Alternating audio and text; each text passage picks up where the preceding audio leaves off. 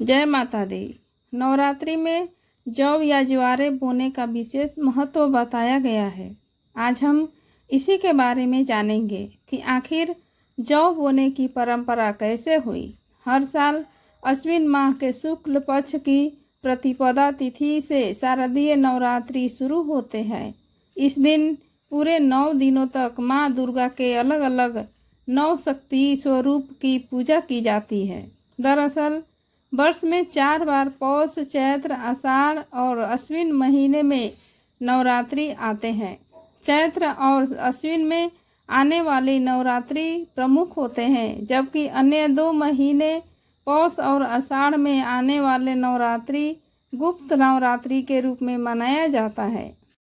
अश्विन महीने से शरद ऋतु की शुरुआत होने लगती है, इसीलिए अश्विन महीने के इस नवरात्रि को शारदीय नवरात्र के नाम से जाना जाता है। शारदीय नवरात्रि 3 अक्टूबर से प्रारंभ हो रहे हैं, जो कि 11 अक्टूबर तक चलेंगे। नवरात्रि के पहले दिन घट स्थापना या कलश स्थापना की जाती है। इसके साथ ही इस दिन जौ भी बोया जाता है। नवरात्रि में जौ बोने को लेकर मान्यता है कि इससे घर परिवार में सुख समृद्धि आती है। इतना ही नहीं, घर का भंडार हमेशा धन धान्य से भरा रहता है। तो आइए जानते हैं कि आखिर नवरात्रि के पहले जौ क्यों बोया जाता है। इसकी परंपरा की शुरुआत कैसे हुई।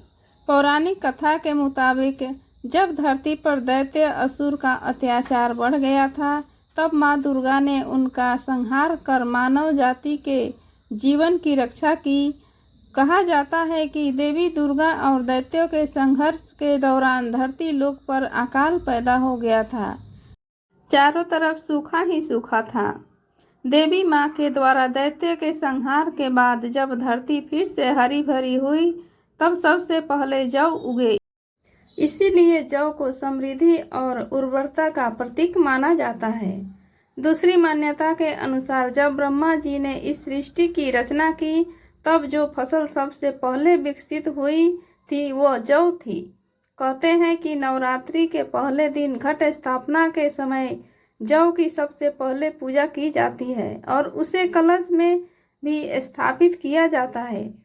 नवरात्रि के समय जौ बोने की परंपरा धरती पर संपन्नता का संदेश देती है। नवरात्रि में बोया गया जौ अगर अच्छे से नहीं बढ़ता है या इसका रंग काला या पीला होना शुभ संकेत नहीं होता है। जौ का टेढ़ा मेढ़ा बढ़ना अशुभ माना जाता है।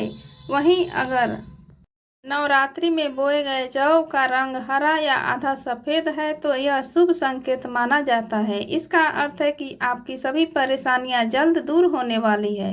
नवरात्रि में बोए गए जौ का आकार अच्छा से अंकुरित और विकसित होते हैं, तो इसका मतलब है कि आपके घर में समृद्धि और खुशहाली बनी रहेगी। जौ का अच्छे से बढ़ने का मतलब है कि आपके घर की आर्थिक स्थिति पहले से ज़्यादा मजबूत होगी। साथ ही आपके घर परिवार के स्वास्थ्य भी अच्छा रहेगा।